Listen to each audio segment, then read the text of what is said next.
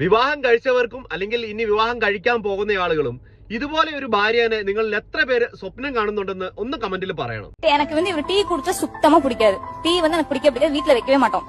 எனக்கு எப்படின்னா இந்த மாதிரி குடிச்சாதான் ரொம்ப பிடிக்கும். இந்த மாதிரி தயிர் சாதம் மாதிரி எல்லாம் எனக்கு பிடிக்காது. குடிச்சிட்டு சண்டை போடுறதுனா நல்லா இருக்கும்.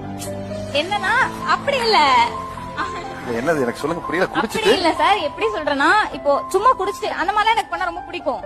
இவன் ரொம்ப ரொம்ப இன்னசென்ட்டா இருக்கும். எனக்கு ஏன் பிடிக்காதுன்னா அவங்க அப்பா கஷ்டப்பட்டு பாட்டில் வாங்கி வச்சிருப்பாரு. அவங்க அப்பா வாங்கி ஒரு ஸ்டோர் பண்ணி வச்சிருப்பாரு மேல. இவன் எடுத்து பட்டுன்னு உடைச்சிருவான். அந்த மாதிரி பண்ணிட்டு என்ன தைரியமா சொல்லுவான், எங்க அப்பா நம்ம உடச்சிட்டேன், தண்ணி ஊத்தி வச்சிட்டேன், எங்க அப்பா இனிமே எப்படி குடிப்பாருன்னு பாக்கலாமா. எனக்கு விவரம் தெரிஞ்ச வயசுல அப்பா ட்ரிங்க் அடிக்ட்.